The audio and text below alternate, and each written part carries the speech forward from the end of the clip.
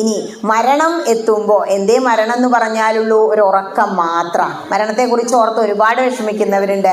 ഉറക്കം എന്ന് പറഞ്ഞാൽ നമ്മളിപ്പോൾ രാത്രി അങ്ങോട്ട് ഉറങ്ങി കിടന്നിട്ട് രാവിലെ എഴുന്നേൽക്കും ഒരു ഉറപ്പുമില്ലല്ലോ. നീർപ്പോള പോലെയുള്ളൊരു ദേഹത്തിൽ വീർപ്പു മാത്രമുണ്ടിങ്ങനെ കാണുന്നു. നമുക്കറിയില്ല ഈ കുമ്പള എപ്പോഴാ പൊട്ടി പോവാന്ന്. ഞാനപ്പന പറയുന്നതാ. നമ്മൾ രാത്രി ഉറങ്ങുമ്പോൾ കൈയൊക്കെ നിവർത്തിയ കിടന്നുറങ്ങില്ലേ, മരണം പോലെ. അതുകൊണ്ടാണ് ഓരോ ഉറക്കങ്ങളും ഓരോ മരണത്തിന് തുല്യമാണ് എന്ന് പറയുന്നത്.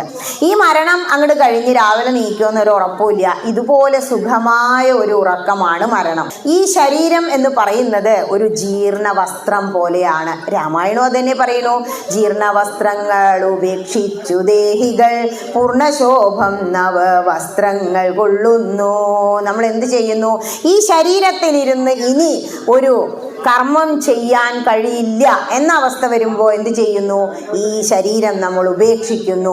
ഒരു കീറിയ വസ്ത്രം ഇനി ധരിക്കാൻ പറ്റില്ലെങ്കിൽ നമ്മൾ മാറ്റിവെച്ച് പുതിയ വസ്ത്രം ധരിക്കും പോലെ ആത്മാവ് വീണ്ടും വീണ്ടും ജനിക്കും. പുനരഭിജനനം പുനരഭിമരണം. മരണവും ജനനവും എന്ന് പറയുന്നത് അത്ര വലിയ വിഷമിക്കേണ്ട കാര്യമല്ല. ഇനി മരണം ഉണ്ടായില്ലെങ്കിൽ അവസ്ഥ ഒന്ന് ചിന്തിച്ചു നോക്കൂ. പണ്ട് കാലത്ത് കാലനില്ലാത്ത കാലം ഉണ്ടായിരുന്നു അത്രേ. അതായത് എത്രയോ മുത്തച്ഛൻ മുത്തച്ഛൻ ഇരിക്കുന്നു, മരണം വരുന്നില്ല, പ്രാഞ്ചി നടക്കും, ഇവർക്ക് ഭക്ഷണം തികച്ച് കിട്ടുന്നില്ല. അങ്ങനെ ഒരു അവസ്ഥയാവില്ലേ? മരണം എത്രയും പെട്ടെന്ന് വരികച്ചാൽ അത് നമ്മുടെ ഭാഗ്യമാണെന്ന് കൂട്ടുക. പ്രത്യേകിച്ച് ഇപ്പോൾ കൊറോണയിലൊന്നും വയസ്സാവേണ്ട പ്രശ്നമില്ല. വയസ്സായാലത്തെ ബുദ്ധിമുട്ടൊന്ന് ആലോചിച്ച് നോക്കൂ. നമുക്ക് നേരെ നടക്കാൻ വയ്യ, കണ്ണ് നേരെ കാണില്ല, ചെവി നേരെ കേൾക്കില്ല. അങ്ങനെ കുന്തി എന്തിനാ മറ്റുള്ളവരെ ബുദ്ധിമുട്ടിക്കാനിരിക്കണേ? അപ്പം മരണം നല്ലതല്ലേ? ചിലർ പറയണത് കേൾക്കാം, എന്നാൽ മരിച്ചു കിട്ടിയാൽ മതിയായിരുന്നു. മദ്യയി കിടന്നിട്ടേ മനസ്സുകൊണ്ട് മടുത്തിട്ട് അവരെന്തിനാ ആഗ്രഹിക്കുക?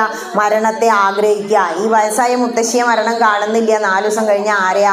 ചെറുപ്പക്കാരനായ മരുവനെയാണ് അറ്റാക്ക് അടിച്ചു കൊണ്ടുപോയി പറയുന്നത്. അതുകൊണ്ട് മരണത്തെ ഓർത്ത് നിങ്ങൾ വിഷമിക്കരുത്. ഗീതയിലെ 2-ാം അധ്യായം അത് പ്രത്യേകം ആത്മാവിനെ കുറിച്ച് മാത്രമാണ് പറയുന്നത്.